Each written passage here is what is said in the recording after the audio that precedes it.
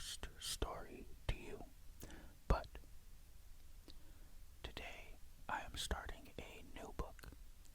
This book is simply called Ghost Stories,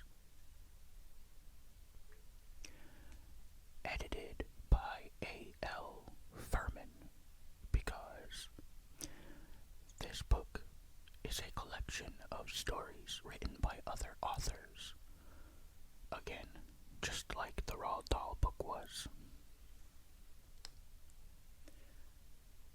It also says here that the book's previous title was Teenage Ghost Stories, which makes me think that these might be more like young adult or aimed at a younger audience rather than stories written for adults, but I feel like most ghost stories are, and pretty much all of the ones I have read on this channel have been, with the exception of a couple, but I think, and I haven't read any of this book, but I think it might be like the characters themselves are teenagers.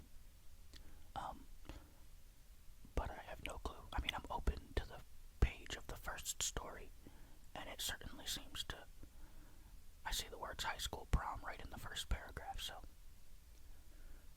But anyway, today I'm going to be reading a story called Ghost Alarm by Carl Henry Rathjen.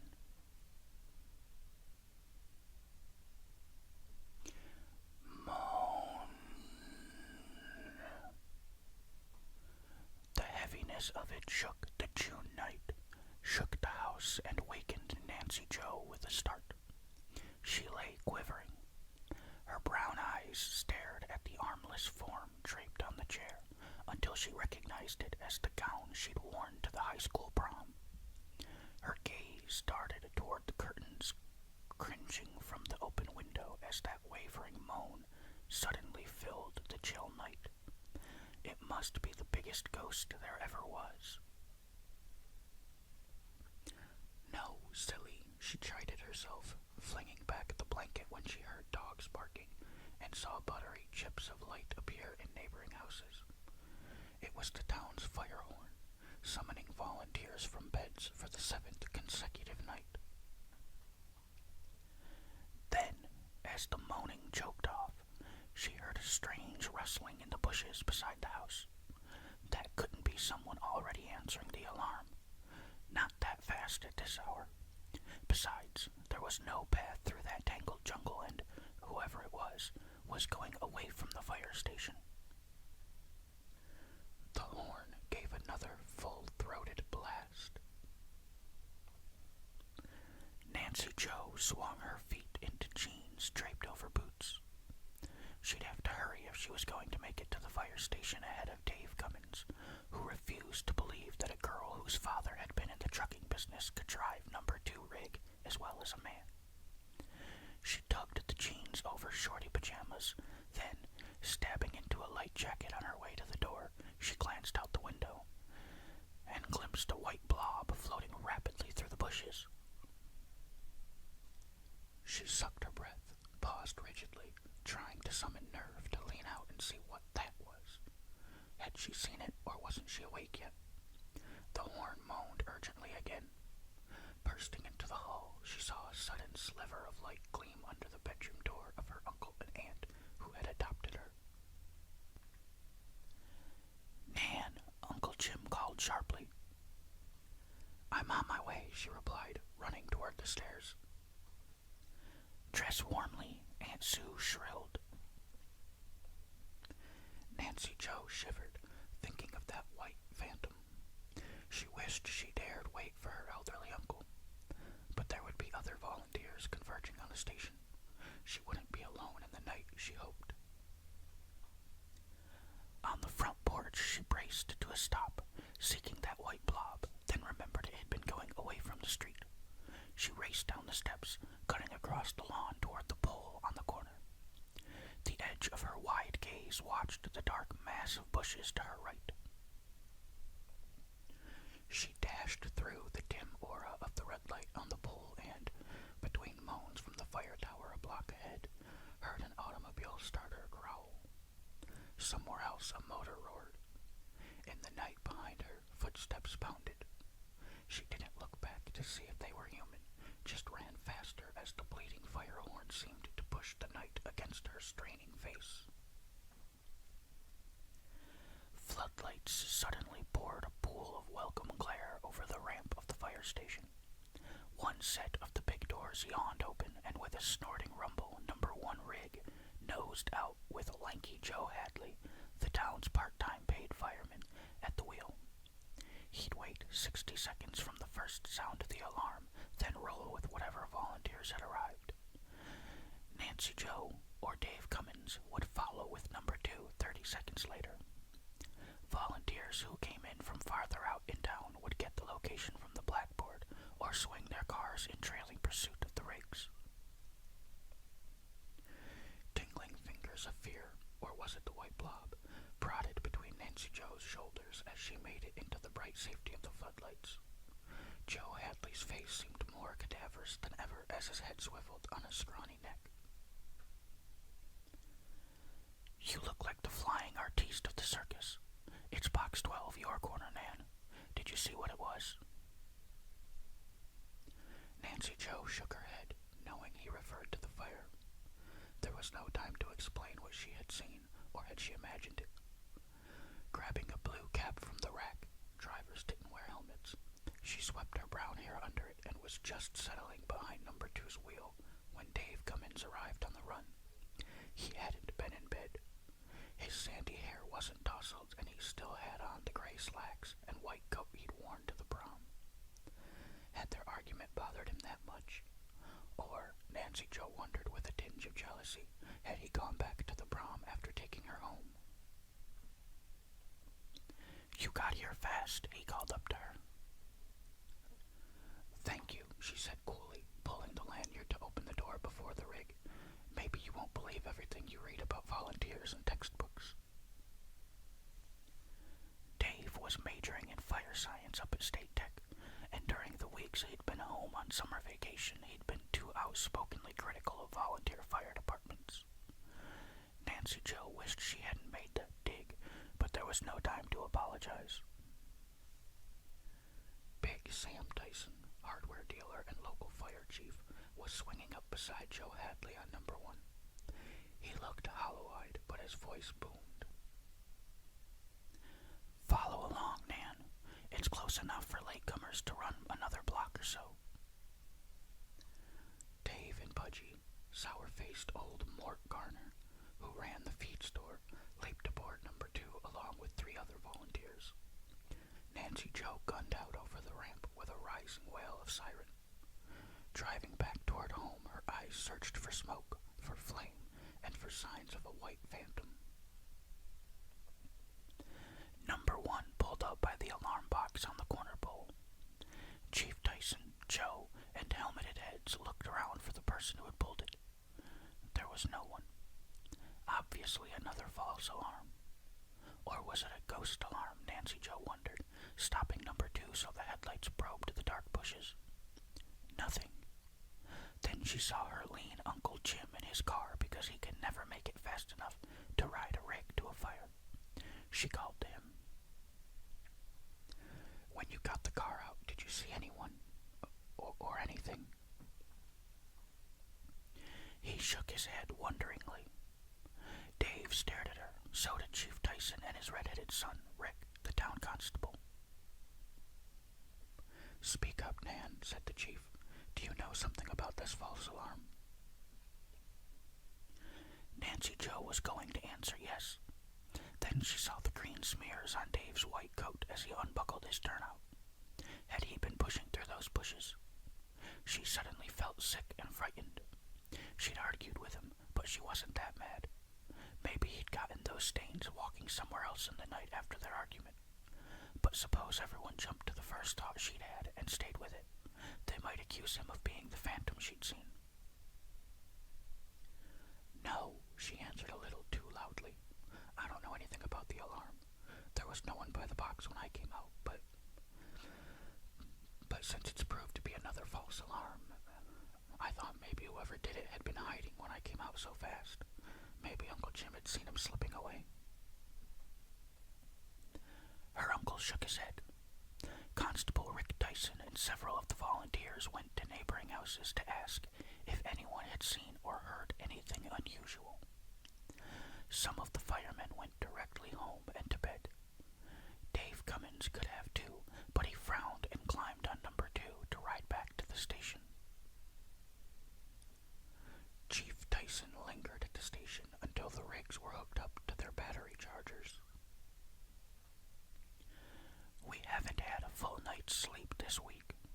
Last week it was arson fires. I'd like to get whoever's back of this.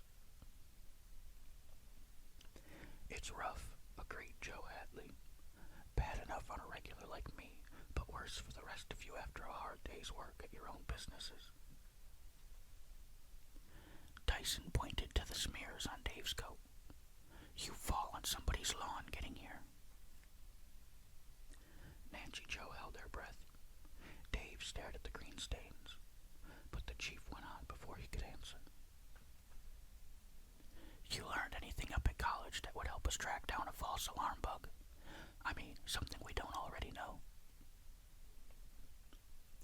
It was said grudgingly because the town was proud of its efficient citizen department.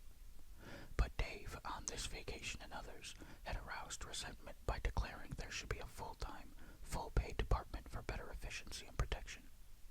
Some said he had ambitions to become its chief when he finished college. He fingered his stained coat. After the prom, I staked out on a couple of boxes. I picked the wrong ones, he added wryly, and I shouldn't have worn a white coat. Come on, Nan, I'll walk you home. She silently placed her cap on the rack. Thinking of that white phantom, she was glad for the offer of his company. It also worried her. He had something on his mind. First, he said when they were away from the station, I'm sorry we argued. I'm not apologizing for what I said about you and the rest of the volunteers, but for how I said it. It's your right to have beliefs, Nancy Joe murmured, walking a little closer to him as she eyed the dark shadows ahead. Dave, do you believe in ghosts? No, he said bluntly. Why? Hoping he wouldn't laugh, she hesitantly told him what she had seen. He shook his head gravely. I can't go for it, but I'm glad you told me. This is our first clue to whoever is pulling all these false alarms. It's somebody who wears white, at least he did tonight. Now if we can just... He became aware that she was staring at his coat. Nan, you don't think... I don't want to, Dave, she said in a contrite small voice. That's why. It has to be a ghost. He stared at her. The dew on those bushes might make green stains, and I'll bet I'm the only guy in town that has them on a white coat. He suddenly grasped her arm and pointed toward a police car standing near the corner. Rick Dyson must still be questioning neighbors. We'll tell him what we're thinking. Nancy Joe held back. No, Dave, please. He and his father haven't liked what you've been saying about the volunteers, so don't risk. Dave interrupted. It's too late, Nan. I've stepped on too many toes. Sooner or later they'll kick back. And if you, of all people, couldn't avoid suspecting I might be trying to run the volunteers ragged with false alarms so they'll agree with me. I know you wouldn't stoop to doing it that way, Dave, she insisted. Others, he declared, might not be so open-minded. Suspicion, Nan, is like a smoldering fire. If you don't get it out in the open, you can't lick it. Before she could argue further, he called to Rick, who was moving down the walk toward his car. Nancy Joe reluctantly told her story. The red-headed constable, son of the fire chief, listened with expressionless face and half-squinted eyes. A ghost, he remarked incredulously. Why didn't you mention it when my father questioned you? Or didn't you know about a ghost until you cooked it up with Dave? He swung his light on Dave. "Don't leave," he snapped, then pointed his light into the bushes. Nancy Joe and Dave followed him in his search. There were no signs of footprints, no branches or twigs that might have been broken by someone crashing through in flight from the alarm box. "So it was a ghost." "Maybe," Rick commented. He played his light on Dave's green stains. "You've got more of them than before, and they all match." Dave bristled. Nan shot him an "I told you so" look, then confronted Rick. "No maybe about it. A ghost pulled that false alarm. You didn't find Dave's footprints in there. And to clear him further, let's go back to the station and put the cold light on his hands." She caught her breath. Had she said too much? Suppose the cold light revealed the blue stain on Dave's fingers from the chemical, invisible but telltale, that fire departments have on their alarm boxes. Even wearing gloves to pull a false alarm did not prevent signs of incrimination under a cold light. She gave Dave a frightened look. "I'm willing," he said. "Let's get that light, Rick." The constable scowled. "Because you know it won't prove anything about you." His glance swung to Nancy Joe. "What about your hands? Maybe you've been pulling boxes to prove to him that the volunteers can respond almost as fast as regulars." "I have not," Nancy Joe cried. She unclenched her hands, held them out palm up. "I'll hold them under that light any time." She kept her shoulder in front of Dave, who looked as though he wanted to sock Rick. "Skip it," Rick muttered. "If we start that, we'll have to do it to the whole department, including my father. We're all getting too tense." He sighed. "Looks like I've got a ghost to catch," he said dryly, then drove off slowly. Dave glowered after him, then peered at the dark bushes. "I can't believe it either, but I've got to." Nancy Joe shivered. "I wish I weren't the only one who had seen it. I wish I hadn't seen it at all." Rick must have spoken to his father, and his father relayed it to customers who came into the hardware store. By noon, rumors, fears, and suspicions shimmered like the June heat. People argued pro and con. Ghosts? No such thing. There sure were. Why should a ghost pull false alarms? It wasn't a ghost. It was just a tall tale to divert suspicion from someone who wanted to prove a point. And you know who. And she is helping him cover up his activities. Nancy Joe bit her lip when she sensed, and sometimes overheard, those insinuations.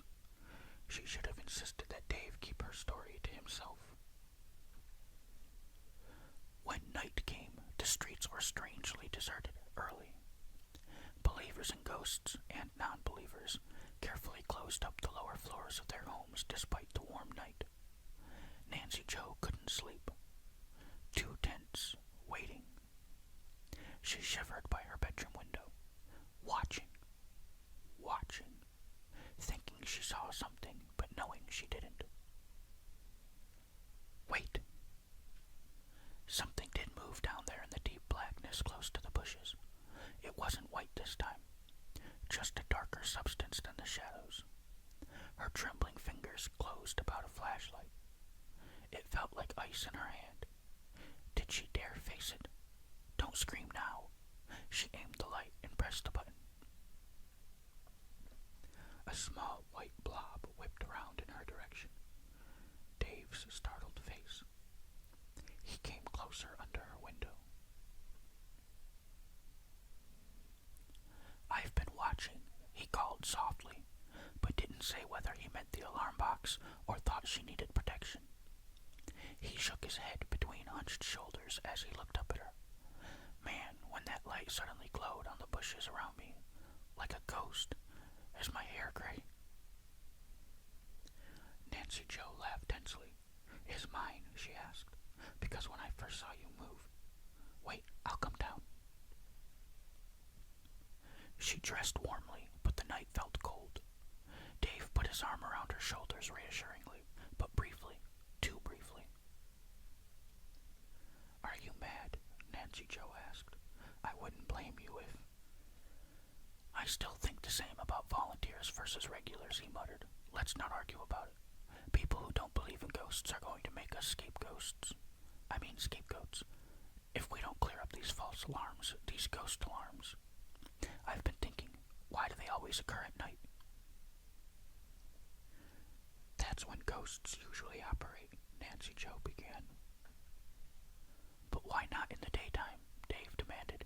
From what little I know about ghosts, if there are such things, they usually can't be seen in daylight. So why doesn't our ghost pull an alarm then? He, she, or it would be perfectly safe. But it's always at night. Nancy Jo nodded, fighting the urge to switch on the flashlight and keep it moving about in the darkness. Who is it trying to scare? What's it trying to prove? She bit her lip. Dave, let's map out all those false alarms. Good idea, he agreed. I'll go down to the station now. I'll go too, Nancy Jo said. I can't sleep anyway. She didn't add that it wasn't just a ghost alone that was making her sleepless with worry. She was proud of being a member of the volunteer department, which Dave wanted to eliminate. Helping him clear himself of suspicion could mean the loss of her status. But wasn't Dave more important? She linked her arm with his as they went along the dark street. We'll get to the bottom of this somehow. I've got to, he declared. How will it look at school or in the future after graduation if I've been suspected and accused of pulling false alarms? I've got to clear myself. The office door of the fire station opened as they approached. Stodgy Mort Garner, the down produce and feed dealer, came out, looking sleepy and mad. A fine business, he snapped, trying to collect bills at night because I'm too pushed to keep up with daytimes. You two looking for that ghost? You better find it fast, or else. Dave nodded grimly and opened the door. Nancy Jo went in, then gasped at the sight of a mouse on the desk before Joe Hadley. He's tame, Nan. Won't harm you, Hadley grinned proudly. Watch. He made a signaling motion with his fingers. The mouse rolled over, then sat up to nibble a rewarding crumb of bread. Nancy Jo felt something nibbling the back of her neck. It made squeaking sounds. She shrieked and jumped aside, discovering that Dave had been teasing. The mouse on the desk fled from sight. Hadley scowled. Now it'll take a couple days to win back his confidence. Sorry, Dave murmured. I want to check the last 2 weeks of alarms. He pulled open a drawer and spoke absently. Why did you ever give up the circus anyway? Too much night work, Hadley yawned. Not that I've been getting solid sleep on this job lately, not since.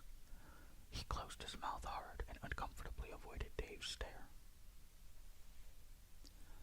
Not since Dave's been home, Nancy Jo thought. I'm ready, she told him, and picked up a box of colored pins. As Dave called out locations where there had been false alarms, or night fires that had obviously been set, she marked them on the big map of town. Then she, Dave, and Hadley studied them. They're all over town, Hadley muttered. That ghost sure gets around. I don't see any pattern, do you? Dave shook his head disappointedly. Nancy Jo felt there had to be some message in the setup of those pins. But what? She squinted at the map in the hope that closing out other details might reveal something. Hadley shrugged. I'm going to turn in. When you two leave, just set the spring locks and close the doors. I'll take care of the rear. Dave continued scowling at the map a long time. I thought sure we'd spot something. What? The ghost? Nancy Jo shivered and wished she hadn't reminded herself. Dave, she suggested, let's just concentrate on the false alarms. We've got good reason to believe it might have pulled at least one of them last night. So let's try. I'll get different colored pins. searched through the desk, pawing down past mimeographed forms, vouchers for rig equipment, unsold tickets to the last fireman's carnival, and local circus talent, some pin-up pictures which Dave wanted to see, but she firmly closed the drawer. "I'm the pin-up girl tonight," she declared, waving a box of pins. Dave went to the file again and called out the false alarm locations once more. Nancy Jo became excited as she exchanged the pins. "Dave, look." Green pins, representing false alarms, almost formed a circle around the heart of town. "Could that mean," she asked with a shudder, "the ghost lives inside that circle, right in among us?" Dave frowned. "Some people would also say that circle is almost centered on where I live." Nancy Jo stared. "My home, too." Her voice became worried. "I saw the ghost coming from the box, but Uncle Jim and Aunt Sue can't prove I didn't do it, that I was in bed when the alarm sounded. I guess that would apply to the other false alarms, too, or most of them. They're such heavy sleepers." She grasped Dave's arm. "And what about you?" "Not much alibi either," he muttered. He pointed at the map. "But I'm going to make that ghost find an alibi if it can. There are 2 alarm boxes that haven't been pulled to complete that circle. Nan, I'm going to keep watch on them." Nancy Jo hesitated, then tried not to sound scared. "You can't watch both. You take one, and I'll take the other." "Nothing doing. We don't know what we're up against. You're not going to be out there alone. I'll get Rick Tyson to watch the other box." Nancy Jo let him escort her home after he called Rick on the radio and arranged for a meeting. Wishing Dave good luck, she closed and locked the door, but she didn't go upstairs. She stood there, peering through the curtains, watching Dave hurrying away into the darkness. Suppose Rick didn't cooperate. Then again, being the only night constable on patrol, he might be called away to an accident or some other police matter. One box would then be left unwatched.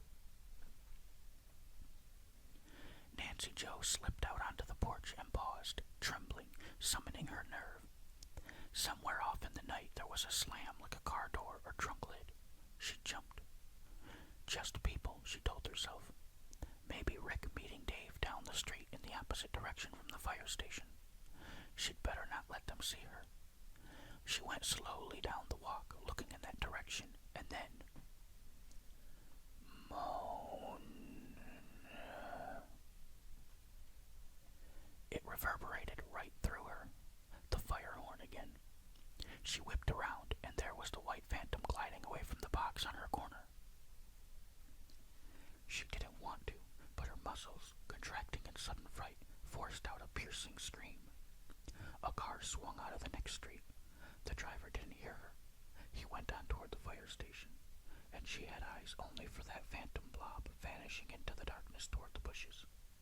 It had paused when she'd screamed. Now it bobbed into motion again, and she was running after it. What on earth possessed her? She might catch it. What then? She slowed, then realized that the ghost was afraid of her. That gave her new, angry courage. Not much, but enough to dash after it again, afraid it would get away, afraid it wouldn't. In the blackness, it rose up like a white wraith and streamed through the bushes. She heard leaves rustling, the swish of branches. She crashed in pursuit, but the bushes had bony arms and clawing fingers that restrained her. The ghost vanished ahead, getting away.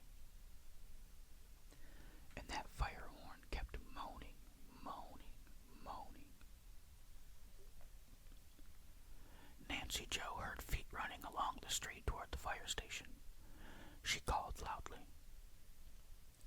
"Never mind the rigs. Go around the block. Head it off. It's getting away." She heard men shout to each other. Someone pointed a flashlight at her. "It's Nancy Jo." By the time she made them understand she wanted them to go around the block, to head off a ghost, she knew it was too late. One man stood in the street, waving a flashlight and shouting to volunteers converging up at the fire station. cars came right on down ahead of number one rig. There were brief consultations. Some of them shot away around the block. Then a crowd gathered around Nancy Jo as she gasped and sobbed with reaction. Excited voices ringed her. Then she saw Chief Tyson, his son, Rick, and Dave. They frowned. The chief said, "No one's seen any sign of a ghost, Nancy Jo." "But I did," she exclaimed breathlessly, "and I'm beginning to think I have an idea." "I'm sorry," the chief said. "I don't like to do this, but I've got to, for your own protection." He thumbed the switch of the big cold light. Nancy Jo heard gasps and muttered comments from the volunteers and onlookers. Glancing down, she sucked her breath as she saw a glowing, bluish smear on her right palm. The telltale, incriminating chemical from an alarm box. There was another smudgy glow on her sleeve, another on her blouse. Someone's voice rose with suspicious accusation. She ought to know that trying to rub or wash it off makes it worse. Nancy Jo shook her head. "But I didn't." "Never mind an alibi," sour-faced Mort Garner snapped. "We can see the evidence. It's not a ghost that only you can see." "Give her a chance," Dave demanded, and was shouted down. Nancy Jo stared at the smear across her shaking palm. Then she faced the chief. If I pulled that false alarm." "No ifs," Mort Gardner began. Dave grabbed him. The chief pulled him back and barked for everyone to be silent. "All right, Nan," he said resignedly. "What is it?" Nancy Jo had a ghost of a thought, but knew that before anyone would listen to it, she would first have to clear herself if she could. "Chief," she asked slowly, holding out her stained hand, "how many people can get a palm into the narrow opening of an alarm box, at least those we have in this town? If I pulled that box, wouldn't I have the stain on my fingers?" A voice cheered. "She's just hair-splitting." Others joined in. How could she explain the chemical on her hands if she hadn't been near the box as she claimed? Nancy Jo raised her voice. "I chased the ghost. I must have touched bushes it had touched, and I must have brushed against others." "Oh, the ghost again. If a ghost can go through walls as though they're not there, why should a chemical stick to it?" Nancy Jo held the chief's troubled gaze. "Please, will you point your light at the bushes?" Rick Tyson shook his head pityingly. Big Sam Tyson sighed, then moved closer to the bushes and thumbed the light switch. Like jewels in the dark velvet of night, a strung-out necklace of blue glows appeared on branches. They were bright close at hand. Those farther back were dim, but brightened as the astonished chief advanced with the light. Dave shouted, "That's proof she's not making it up about a ghost." People crowded around her. What did the ghost look like? Others wanted to borrow the chief's light and follow the trail. Chief Tyson pushed them away. "You said you had an idea, Nan," he prompted. Nancy Jo almost wished she hadn't mentioned it as she stood, surrounded by intent faces. Mort Garner stared at her. Joe Hadley peered down from the rig. Dave watched her hopefully. She had to go through with it, and she'd better be right, because she knew how it felt to be wrongly accused. She turned abruptly to Mort Garner. "What were you doing at the fire station tonight?" He paled as all eyes turned toward him. I told you. I was trying to collect a bill." "From whom? What kind of a bill?" Nancy Jo asked. Garner jerked his arm toward Joe Hadley. "From him. For those animals he keeps from his circus days. They take a lot of feed.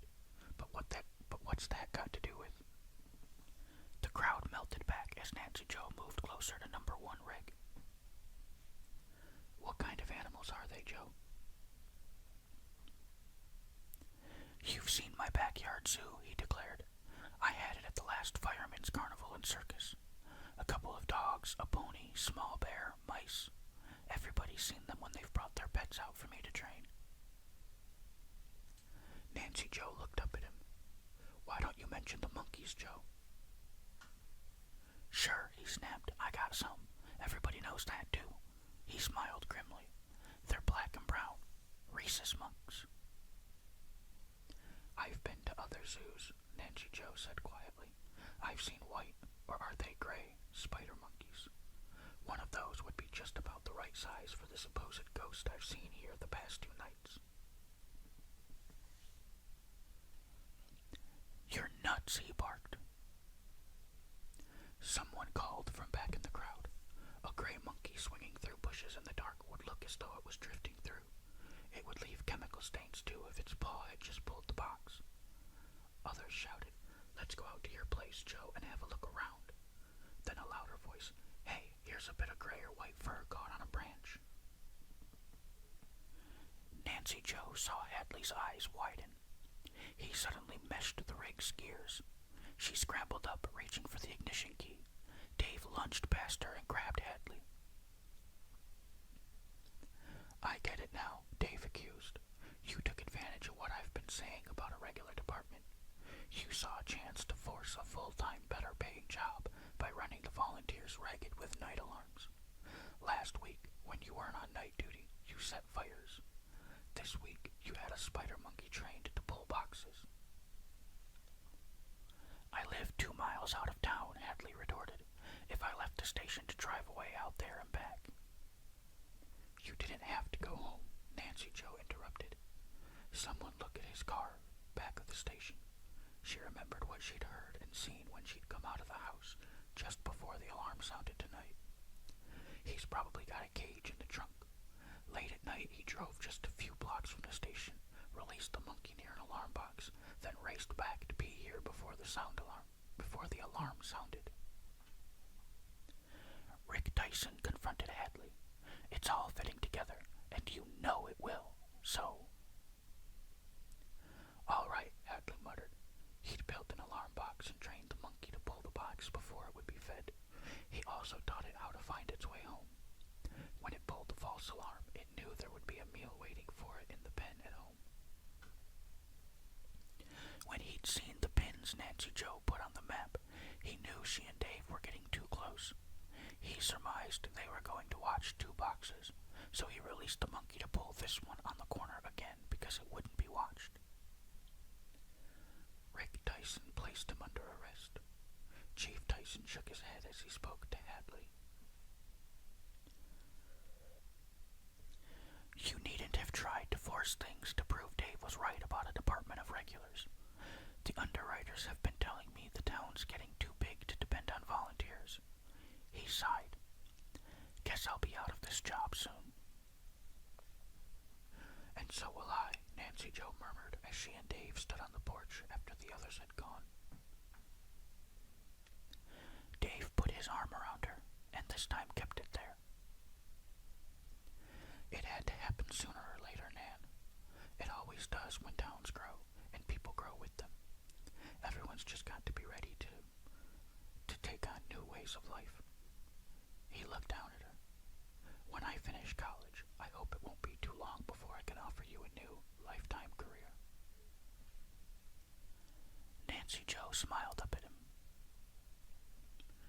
Do you think you'd have a ghost of a chance? But she already knew the answer, and let him know, silently, when his lips came down